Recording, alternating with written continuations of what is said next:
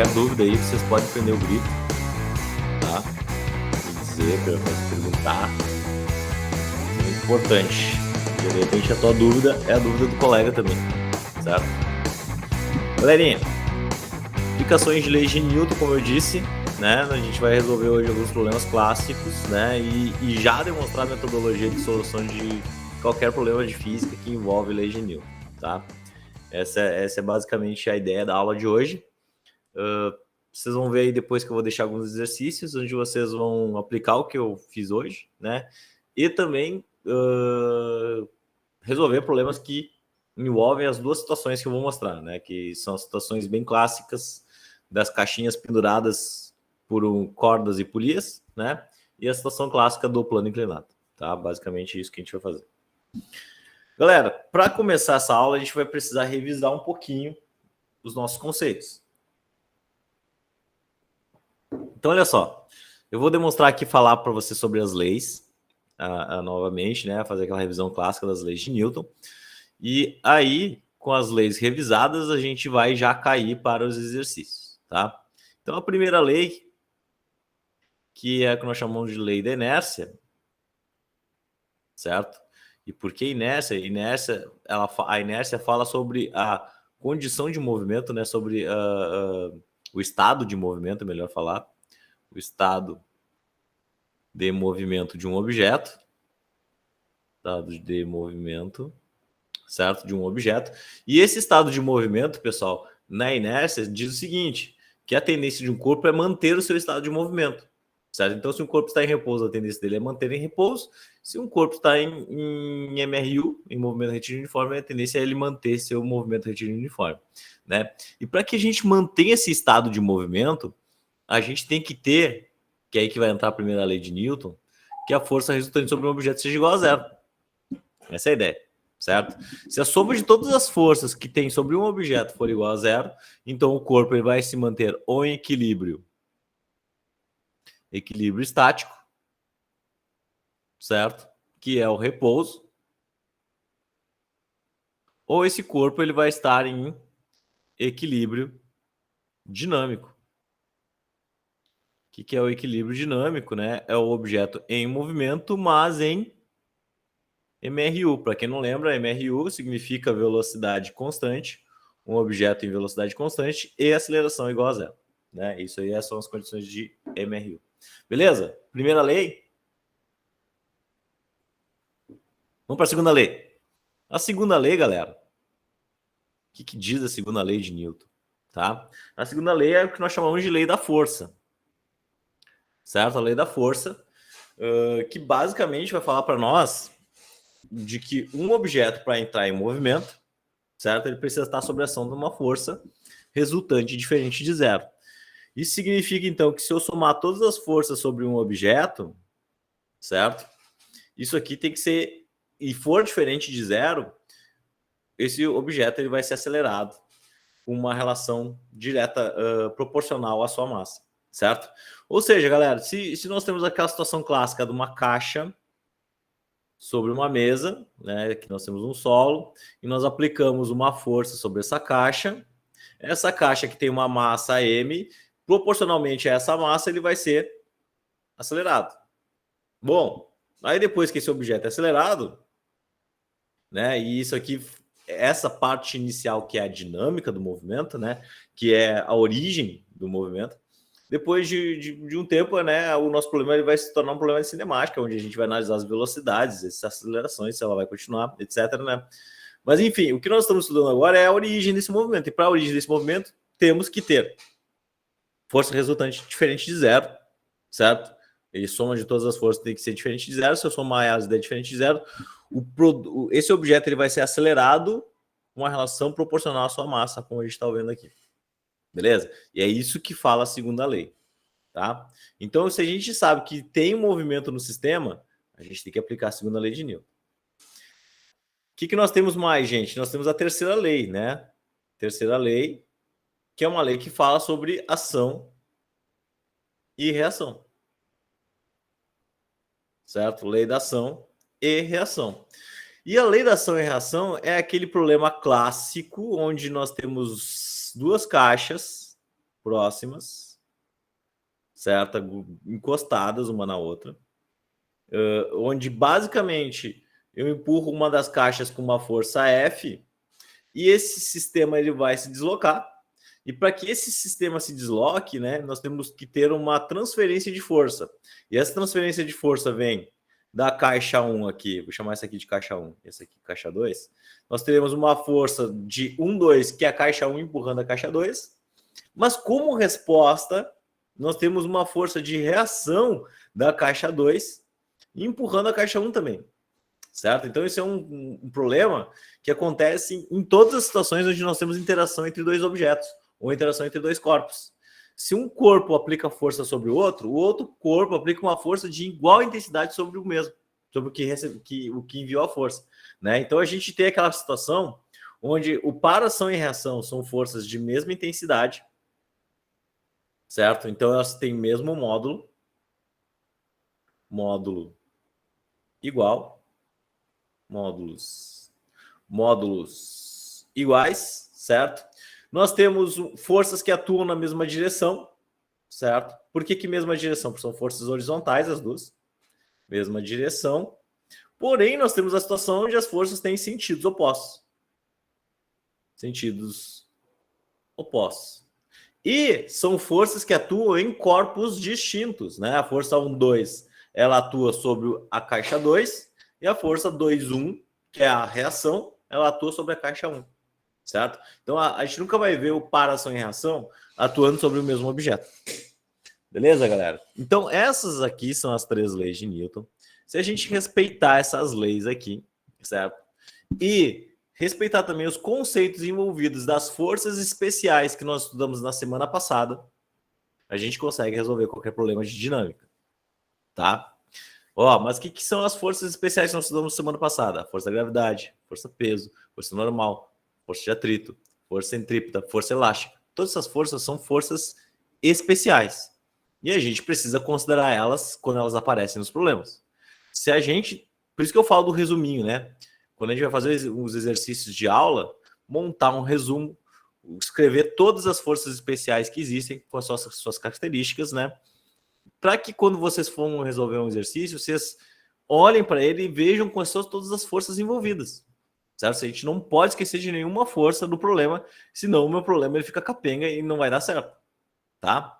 Então, olha só. Agora que a gente vai pegar os exercícios clássicos, vocês vão ver que a primeira coisa que eu vou fazer é analisar todas as forças envolvidas nesse problema. É a primeira coisa que a gente tem que fazer sempre, tá? Olhar o problema e ver quais são as forças que nós temos nele. Então aqui, por exemplo, gente, vou começar pela caixinha 2, porque a caixinha 2 é mais fácil, tá? Então vou botar aqui, ó, caixa 2. O que tem na caixa 2, gente? Na caixa 2 ela tem uma caixa que ela é pendurada por uma corda, certo? Temos uma corda ali, uma corrente, sei lá, né? Tá pendurada. Isso significa que existe uma força de tração puxando ela para cima. Por quê? Essa caixa aí, quando ela é pendurada, ela estica a corda e existe uma força de tração que impede que essa caixa, mesmo que esteja caindo, que ela caia com tanta velocidade. Porque existe uma tração na corda, que essa corda está grudada na outra caixa, e isso vai evitar o movimento se torne brusco, né? Ele vai ter uma aceleração, possivelmente, aqui pelo que eu estou analisando, né? Porque a massa da caixa 2 vale 7 kg e da caixa 1 vale 3 kg. A gente já pode perceber que isso aqui vai ter a tendência de ter um movimento assim, né? Ele vai ser acelerado dessa forma, certo? Então a caixa 1 ela vai ir para a direita e a caixa 2 vai cair para baixo, né? Essa é a tendência do movimento pelas massas. Isso a gente consegue, então, olhando o problema, certo? Então existe uma aceleração. É bem difícil que esse sistema ele fique em equilíbrio, certo? É muito difícil, por quê? Porque a massa do 2 é muito grande, certo? Nós temos um atrito aqui que é pequeno, consideravelmente pequeno, da caixa 1 com o solo, né? Ali nós temos o coeficiente de atrito, para quem não lembra, né? O Mi, que vale 0,2. Então nós temos essa força, mas voltando para a análise das forças sobre a caixa 2, nós temos a tração e nós temos a força-peso dela, né? Força-peso da caixa 2. E não tem mais nenhuma força atuando aqui, porque a caixa 2 não está encostada no solo, ela não está encostada numa parede, isso não faz com que apareça a força normal atuando sobre ela, certo? Só tem atração e a peso. Essas são as únicas forças que atuam sobre a caixa 2, certo? O que eu vou fazer, gente? Eu vou lembrar vocês que tudo que vai para cima é positivo. Tudo que vai para baixo é negativo. Tudo que vai para a direita é positivo. E tudo que vai para a esquerda é negativo. Isso aqui são as regras de sinais para os vetores. Não sei se vocês lembram. Regra de sinais para vetores. Isso aqui eu falei lá na aula de vetores, tá, gente? O que acontece? Forças e acelerações são grandezas vetoriais, tá? Então, se elas são grandezas vetoriais e agora eu tenho que fazer uma análise de movimento para onde esse negócio vai, se ele vai para cima, se ele vai para baixo, se ele vai para a direita, se ele vai para a esquerda, eu preciso usar as regrinhas de sinais de vetores e usar as relações vetoriais para fazer esse exercício, certo? O que mais? Quais são as relações vetoriais? As relações vetoriais, elas dizem que as forças que atuam na horizontal sobre uma caixa, elas não vão atuar sobre a vertical, certo? Quer dizer, se eu tenho forças que atuam na horizontal, elas não vão influenciar na análise da outra direção, da direção vertical que atua sobre a caixa. Então, olha só. Essa caixinha 1 aqui... antes disso, gente. Só antes disso. Como tem movimento, eu vou escrever a equação da caixa 2 aqui, né? E a equação da caixa 2 é a segunda lei de Newton. Força resultante igual a massa vezes a aceleração. Certo? Então, a equação da caixa 2 vai ficar assim, ó. A tração está para cima, né? Positivo. A força-peso está para baixo, negativo. A massa está aqui, massa 2 da caixa 2.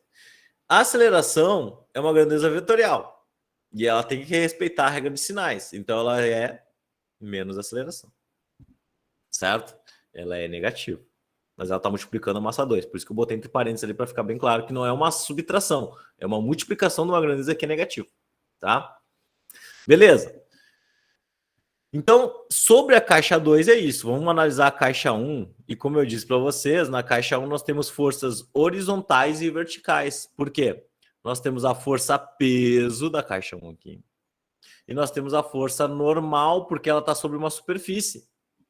Certo? A caixa 1 ela está numa superfície, então ela tem as forças verticais atuando. Tranquilo? Então, o que acontece? Essas forças verticais, elas não vão gerar movimento sobre a caixa. Por que não? Porque a caixa não vai sair voando, nem vai ser enterrada para baixo. Ou vocês acham que colocar uma caixa em cima de uma superfície ela pode sair voando? Não vai, né? Ela só pode sair voando se a soma das forças for diferente de zero. Só que nesse caso aqui, se eu somar a força normal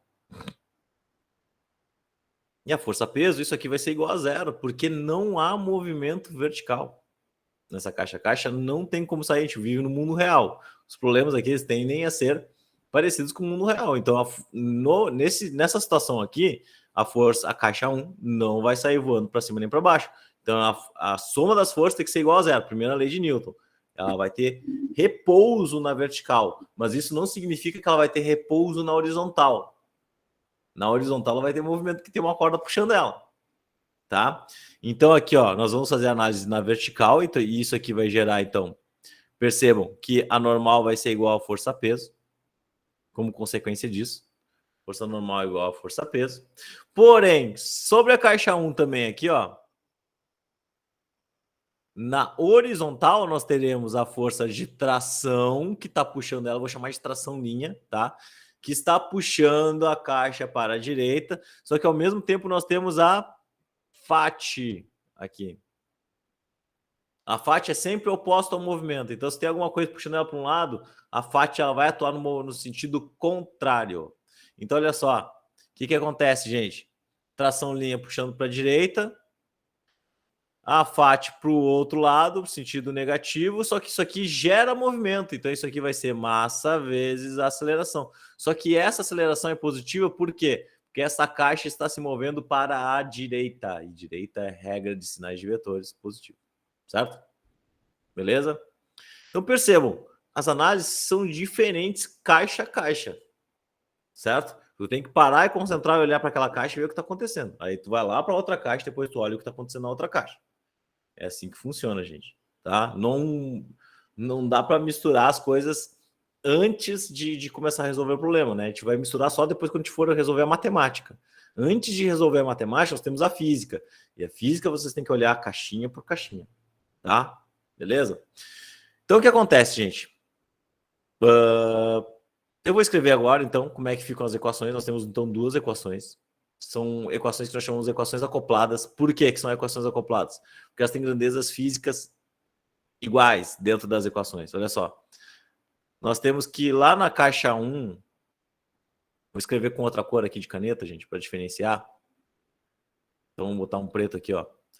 Nós temos que a tração menos a peso 2 é igual a massa vezes menos a aceleração. Já vou botar o sinal na frente aqui.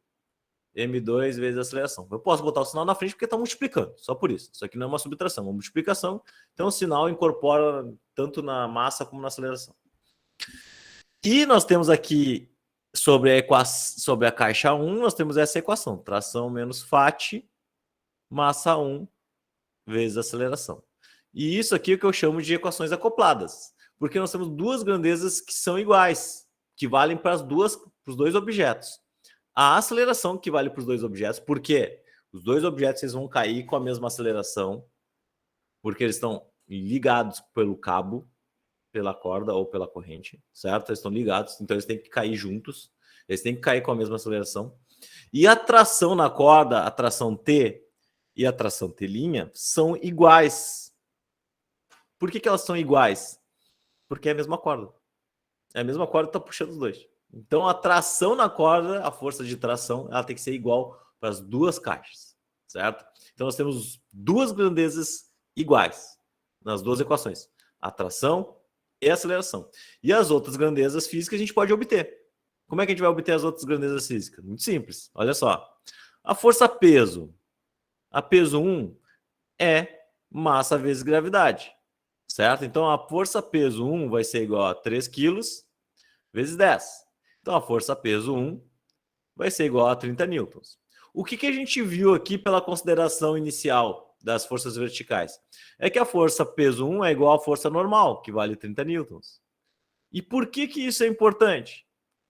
Porque a FAT, que é a força de atrito, ela é normal vezes coeficiente de atrito. É assim que a gente calcula a FAT, né? Então, olha só. Para descobrir a FAT, eu precisava descobrir a força-peso, porque eu saberia que a força-peso é igual ao normal, e daí eu descubro a FAT, tá? Então, olha só, a FAT vai ser igual a normal, que vale 30, vezes o coeficiente de atrito, que vale 0,2, e isso aqui vale 6 newtons. Então, descobrimos o valor da força de atrito, certo? Ela vale 6 newtons. O que mais que eu preciso? Eu preciso da força-peso 2, da caixinha 2, que é massa vezes gravidade também. Massa vezes gravidade. Então, a força peso 2 vai ser 7 vezes 10, que é 70 newtons. Beleza. Galera, percebam aqui, ó. As grandezas físicas que eu não tinha ainda era peso e a FAT, que eu pude descobrir. As massas eu também tenho. O problema me dá as massas. Sobrando apenas as grandezas físicas que são iguais entre si, que é a aceleração e as trações, certo? Então, ó, eu vou escrever agora o sistema substituindo os valores. Então, vai ficar assim, ó. Tração menos P2. Tração P2 vale 70, né?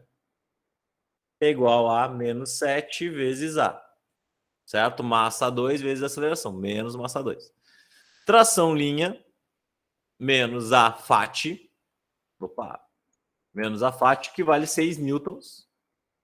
É igual a 3 vezes A. Galera, como é que se resolve esse problema aqui? Esse problema ele pode ser resolvido fazendo substituições. Como eu sei que as trações são iguais, eu posso substituir a partir disso. Olha só. Eu vou pegar essa equaçãozinha aqui de baixo, que parece que está mais simples, né? Então vai ficar assim, ó. Tração linha, que é igual a 3A, mais 6. Por que mais 6? Se o 6 passa para o outro lado, fica mais 6, né? Essa tração linha, eu posso substituir o seu valor aqui na tração T, que elas são iguais. Se elas são iguais, aí esse valor 3A mais 6 é igual a T, tá? Não só a T linha. Então fica assim, ó. 3A mais 6. Vou pegar esta equação e vou jogar aqui, né? Estou resolvendo ela. menos 70, que é igual a menos 7A. Percebam que agora eu eliminei as trações das equações e eu tenho então a aceleração, que é o que eu vou descobrir, né? Então agora eu posso descobrir o valor da aceleração. Então aqui fica 3A mais 6 menos 70, que é igual a menos 7A. Então 3A pode passar lá para o outro lado. Isso aqui fica 6 menos 70 menos 64, que é igual a menos 7A menos 3A. Então isso aqui fica menos 64, que é igual a menos 10 vezes A. Então a minha aceleração, aqui temos negativo nos dois lados da igualdade, né? Então eu posso multiplicar tudo por menos 1. E isso aqui vai ficar assim, ó, 64 divididos por 10, né? Que esse 10 está multiplicando aqui, ele tem que passar para baixo, para o outro lado, dividindo, para a gente descobrir a aceleração. E isso aqui fica igual a 6,4 metros por segundo ao quadrado. Então, essa daqui é a aceleração do meu problema. Mas o exercício também quer a tração. Então, para descobrir a tração, é só pegar essa igualdade, essa equação, que é a tração, telinha, né? E resolver ela, ó. 3 vezes a aceleração, que vale 6,4, mais 6. E aí eu vou ter a resposta da minha tração linha, da minha tração ali, como vocês estão vendo, 6,4 vezes 3, mais 6, isso aqui dá 25,2. 25,2 newtons de força. Então essa daqui é a minha tração linha, certo? Que é igual a tração normal, né? A T e T' são iguais, então as duas valem 25,2. Beleza, galera? Viram que o grande lance aqui é a análise separada das caixas. E a gente sempre vai fazer isso aí, tá? Vamos para o próximo passo, o próximo exercício clássico, que é o plano inclinado, tá, galera? Bom, para resolver o plano inclinado, seguinte, a gente precisa mudar os eixos de coordenadas. Os eixos de coordenadas, eles costumam ser assim. Eles são, o eixo Y é vertical e o eixo X é horizontal. Só o que acontece? Nós temos agora um plano que não é reto. Esse plano, ele tem um ângulo, certo? E este ângulo, ele vai ter que ser respeitado para essa nova matriz de coordenadas que a gente vai ter. Então, olha só, quando eu tenho um plano inclinado, o que eu faço é inclinar essas coordenadas para conseguir resolver esse exercício. Então, agora nós temos a coordenada Y e a coordenada X, que estarão na mesma inclinação do meu plano. E aí a gente vai analisar os movimentos como sucede, né? Mas a ideia, ó, uma questão importante. Tudo que está aqui, ó, para essa direita desse X é positivo, para a esquerda do X é negativo, para cima do Y é positivo, para baixo do Y é negativo. Isso aí se mantém, tá? Mas perceba o que acontece. Acontece o seguinte, essa força, nós temos uma caixa sobre um plano inclinado que tem um ângulo, certo? E quando nós vamos identificar as forças existentes nessa caixa, a gente vai lembrar o seguinte, no conceito de peso, força-peso. A força-peso, ela é sempre vertical e para baixo, independe da situação. Sempre. Sempre. Então, mesmo no plano inclinado, a força-peso, ela é vertical e para baixo. Certo? Só que essa caixa aqui dentro, em cima do plano inclinado, ela vai ter uma componente dessa força-peso que vai se anular com a força normal, que é aquela força que aparece quando objetos estão em superfície. Certo? Nós teremos uma componente da força-peso que vai se anular com isso. E nós temos uma componente da força-peso que vai fazer com que a caixinha escorregue para baixo. Que vocês sabem, né? Que quando a gente coloca um plano inclinado, a gente tem um plano, a gente inclina esse plano, se tem alguma coisa em cima, essa coisa vai escorregar. O que faz ela escorregar é a força-peso. Só que a força, uma componente dessa força-peso. Porque vocês percebem que a força-peso é sempre vertical para baixo. E para a gente analisar os eixos, para ver os movimentos, eu preciso decompor esse vetor força. Como é que a gente decompõe o vetor força, gente? Ó, eu vou ter uma... A gente vai espelhar em um dos eixos, espelhamos a PY no eixo Y, espelhamos a PX no eixo X. Só que vocês lembram que eu posso transladar os vetores, né? E aquela PX ela pode vir parar aqui, Isso aqui vem lá da aula de vetores, tá, gente? Quem não lembra aí pode pegar o videozinho lá sobre vetores que eu falo sobre isso. E essa decomposição das componentes de força-peso, a gente pode achar as relações trigonométricas dela, porque nós sabemos que isso aqui é um triângulo retângulo. E um triângulo retângulo, para essa componente que é cateto adjacente, olha só, ela é o cateto adjacente, a gente vai ter uma relação de força-peso vezes o cosseno do ângulo. O ângulo que está aqui. Mas vejam aqui, galera, que aqui tem um detalhezinho importante. Este ângulo que está aqui, ó, que forma entre a força-peso e essa componente PY, é exatamente o mesmo ângulo do plano inclinado. Então, aquela inclinação que a força-peso faz com o plano, certo? Que a força-peso está sempre vertical para baixo.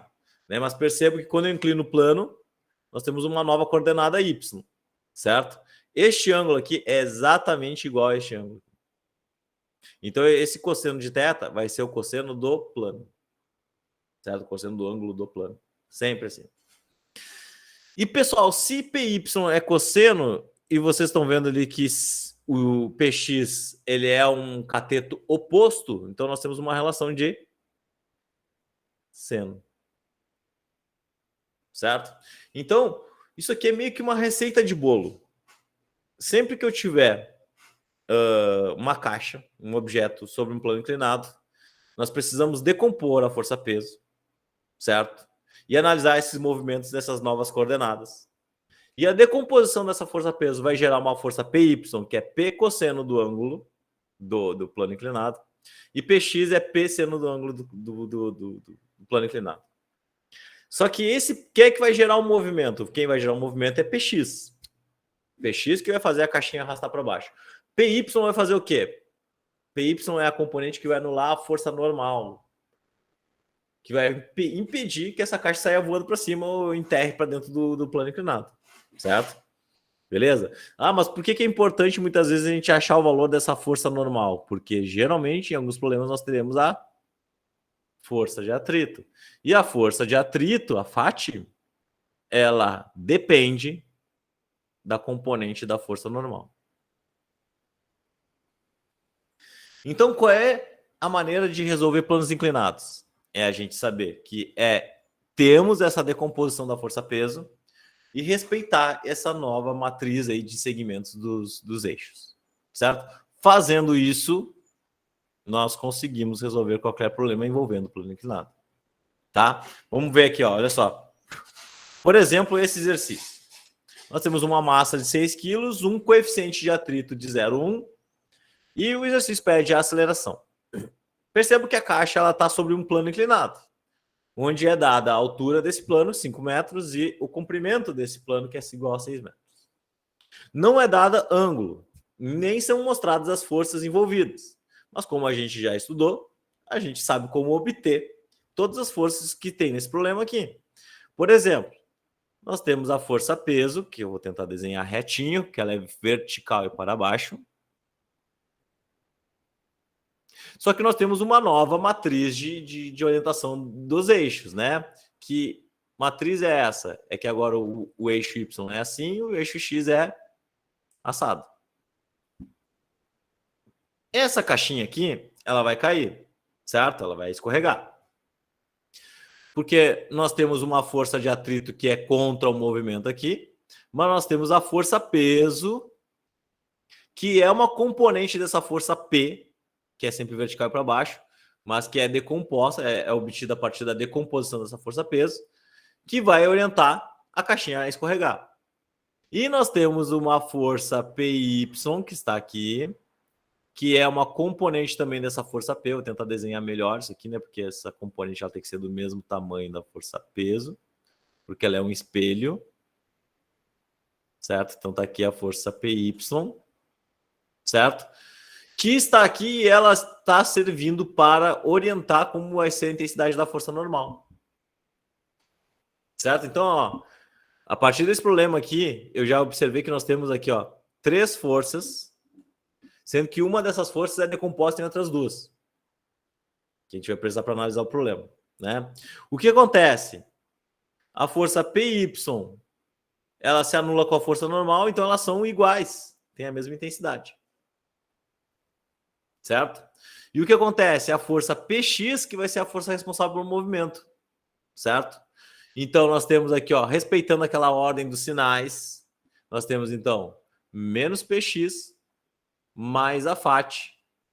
Como esse negócio está caindo para a esquerda também, nós teremos a massa do objeto vezes menos a sua aceleração, porque o objeto está caindo para a esquerda. Ele está caindo para a esquerda, gente, sinal negativo, tá? Porque ali, ó, todas as considerações das forças eu estou fazendo com envolvendo, respeitando esses sinais. Então, olha só, gente, para resolver esse problema, o que eu preciso?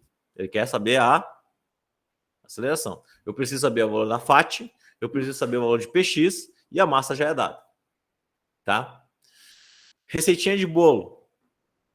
Py, P cosseno do ângulo, Px, P seno do ângulo. Tá aqui. Se eu fizer isso aqui, eu vou resolver o meu problema, tá? Porque eu vou botar lá na equação do movimento e aí eu vou conseguir analisar. Só que percebo que eu não tenho ângulo, né? Mas eu tenho maneira de obter esse ângulo. Por que eu tenho maneira de obter? Porque isso aqui é um triângulo retângulo e o ângulo aqui eu posso obter a partir de uma relação de tangente que eu já passei para vocês lá na aula de vetores. Que a tangente é o cateto oposto sobre o cateto adjacente.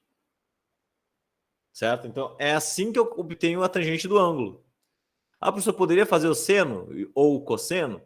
Poderia, mas aí tu teria que saber qual é o valor da hipotenusa. O exercício não te dá, então tu teria que fazer mais uma conta para fazer isso aí. Poderia fazer mais uma conta fazendo a Bhaskara, fazendo Pitágoras ali? Claro, faz o Pitágoras, tu descobre o valor da hipotenusa, né? E aí, com isso, tu pode fazer seno ou cosseno.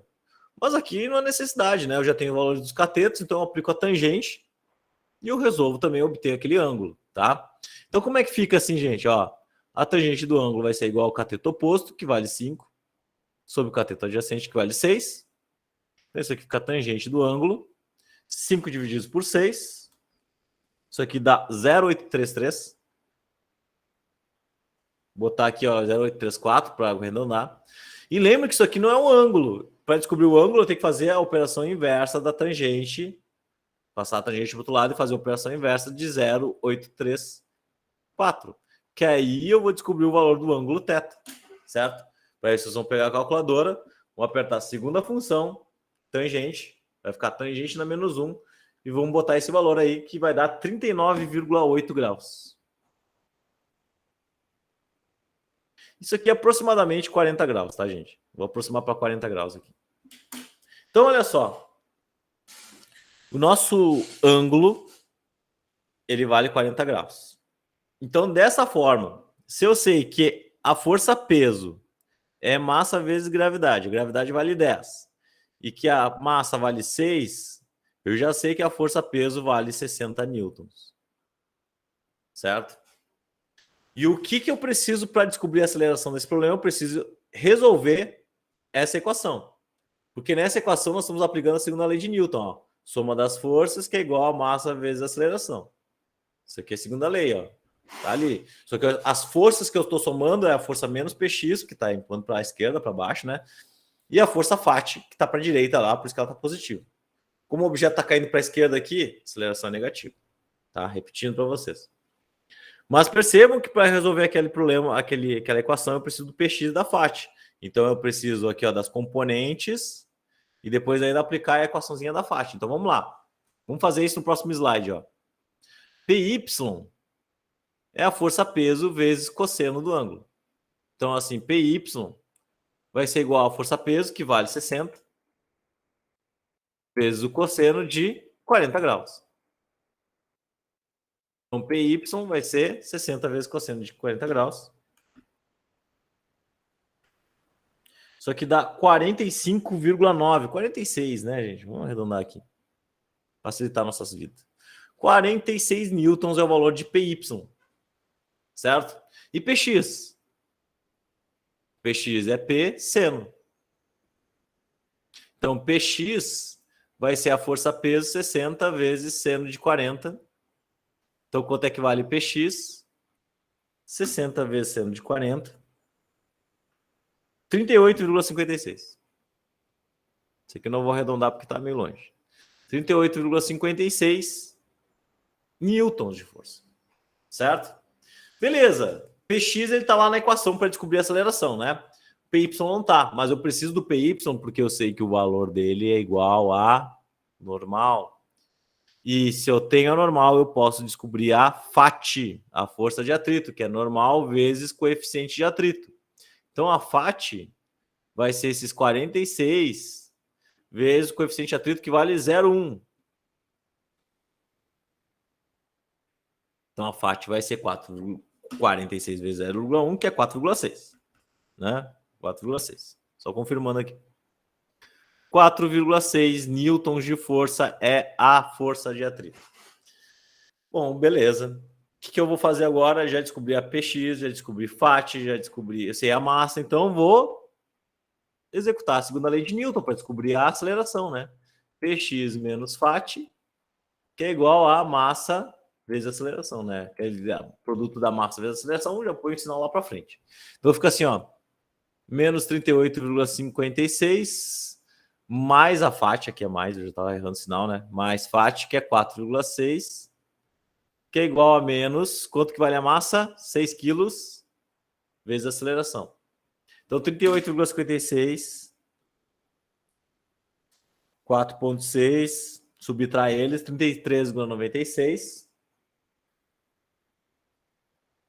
que é igual a menos 6A, certo? Tem sinal negativo nos dois lados, então eu multiplico por menos 1, ambos, e já posso passar o 6 dividindo lá para o outro lado, né? O 6 está no lado da igualdade, pode passar para o outro lado dividindo, então fica assim, ó, 33,96 divididos por 6, que é igual a aceleração. Então, qual é a aceleração do meu problema? 5,66 metros por segundo ao quadrado. Pronto. Resolvido o problema. Certo? Novamente, vejam, fazer o passo a passo. Né? Identifiquem todas as forças. Vejam qual que vocês já podem resolver, tipo a força-peso, né? As componentes PY e PX, a FAT, etc. Tá? Galera, vamos fazer mais um exercício aqui. Um exercício com uma molinha, tá? Esse negócio aqui, essa caixinha, vocês já podem imaginar que isso aqui está em repouso. Certo? A gente quer participar da aula. Esse negócio aqui está em repouso. Tá? Se ele está em repouso, gente, tá? Porque ele está amarrado por essa corda aqui, né? E está preso por essa mola. E essa mola tem uma constante elástica de 50 newtons por metro. Certo? Beleza? Isso que significa que não teremos aceleração. Se o objeto está em repouso, não temos aceleração. Então, o que a gente vai fazer aqui? Eu quero que vocês... o exercício, ele pede qual é a deformação na mola. Deformação na mola. É isso que esse exercício está pedindo, tá? Então, eu vou dizer que a massa tem 5 quilos aqui. Essa caixinha aqui, ela tem uma massa de 5 quilos. Essa aqui é a constante elástica. E eu quero saber quanto que essa mola vai se deformar. Tá? Considerando que isso aqui está em repouso, não está acelerado, gente. Tá? Não tem como acelerar, está preso pela corda ali, preso na mola. Como é que vai acelerar? Como é que vai cair esse negócio? Não tem como. Né? Mas a maneira de resolver é a maneira que a gente já vinha resolvendo, fazendo as mesmas considerações. Eu vou analisar primeiro as forças que atuam sobre essa caixa e depois vou analisar a mola. Porque a mola é um ente que pertence a esse problema, porque ela tem uma constante elástica, a gente vai ter que analisar ela. O que está acontecendo com aquela mola? Tá? Então, primeiro aqui, ó, analisando a caixa. Certo? O que nós temos na caixa? Deixa eu pegar uma caneta de cor diferente aqui, ó. Vamos pegar um verdinho. Nessa caixa aqui, gente, nós temos um... Ixi, essa cor ficou ruim. Deixa eu pegar um verde mais forte aqui. Nós temos uma tração puxando essa caixa para cima, né? Impedindo que ela caia. O exercício não fala sobre força de atrito. Então eu não vou considerar o atrito, tá, gente? Se o exercício não fala sobre o coeficiente de atrito, nem diz que tem atrito, vocês não considerem, tá? O que eu sei? É um plano inclinado, então no plano inclinado nós temos uma força-peso aqui para baixo e as suas componentes PY e PX. Certo? Quem mais está atuando nessa caixa? A força normal.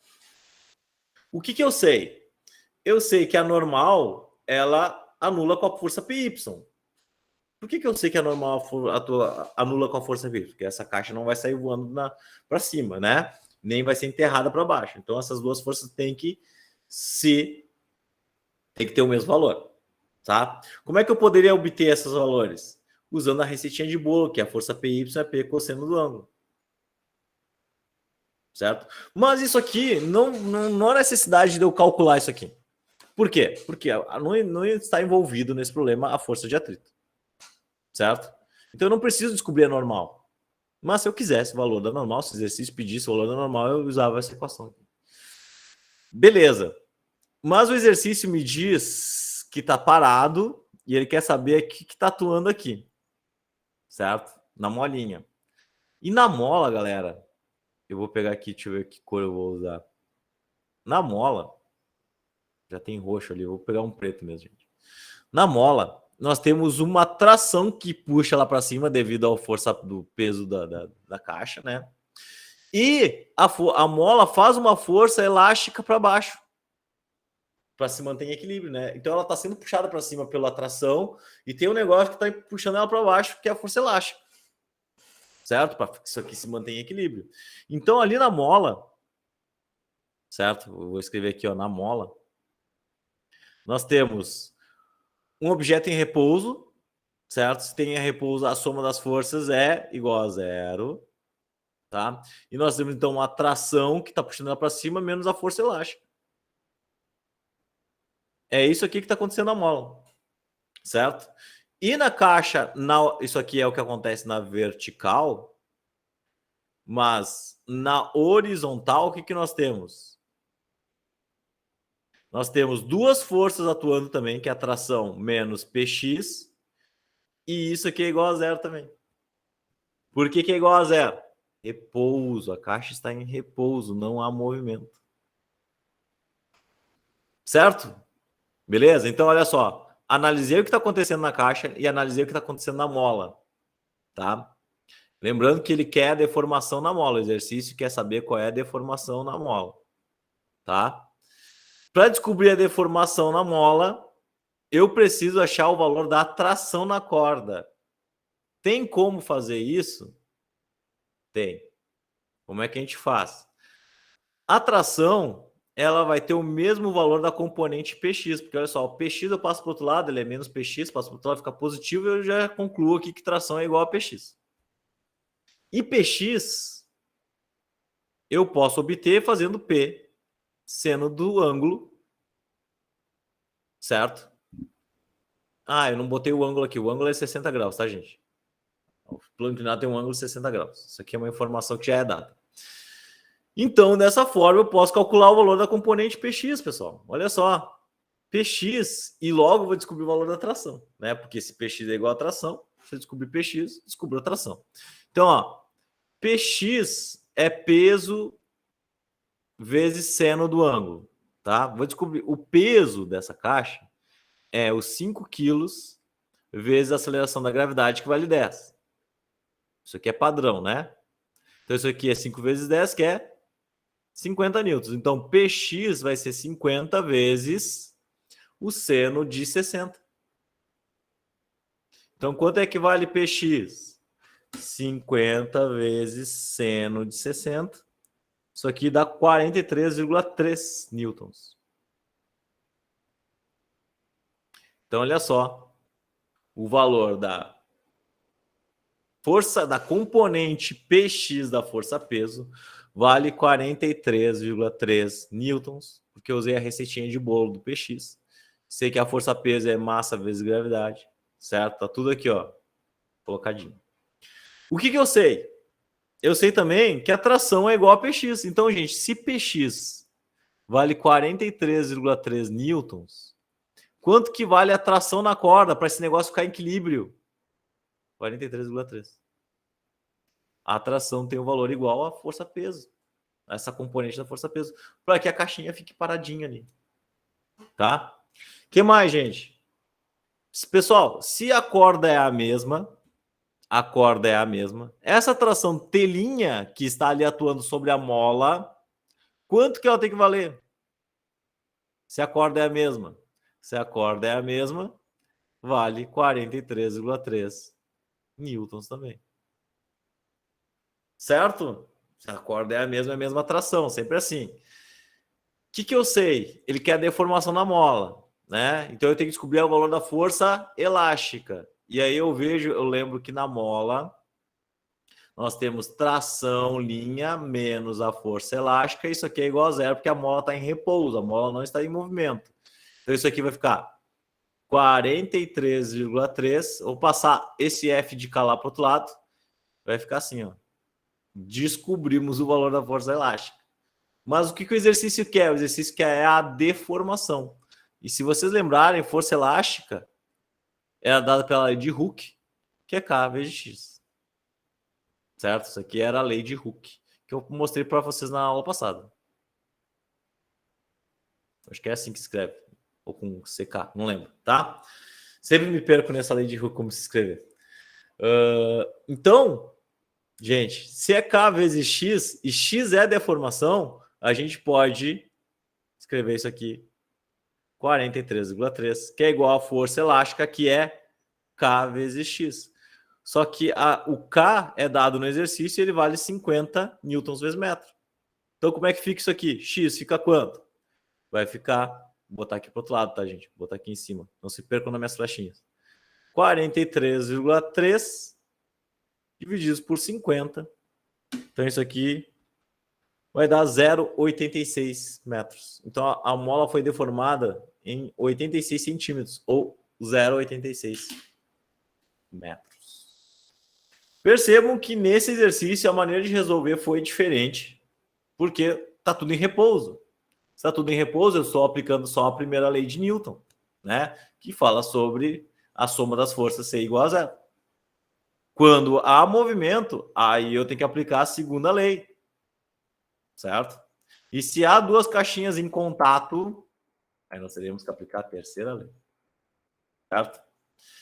Que nem eu apliquei nos exercícios da aula semana passada, semana retrasada, onde a gente já resolveu exercício com caixinhas grudadas, tá? Gente, ó, agora é com vocês, tá? Então vocês vão ter esses exercícios para resolver. Um exercício de plano inclinado, clássico. Um exercício ali, clássico também, que é as caixinhas acopladas com polias e cordas. E nós temos o combo caixinhas com polias e cordas mais plano inclinado. Também é clássico. Tá? Também é clássico. Ó. E só sendo que é dado o seno e o cosseno ali. Ó. Seno e cosseno já são dados os valores. Gente, tem mais um exercício aqui que é o esquiador aqui caindo, né, no plano inclinado de 25 metros aí. Exercício aí para vocês resolverem também. Tá? Como eu resolvi os outros. Tá? Igualzinho, gente. Faz o passo a passo, monta as forças, certo? Que aí vocês vão conseguir resolver facilmente.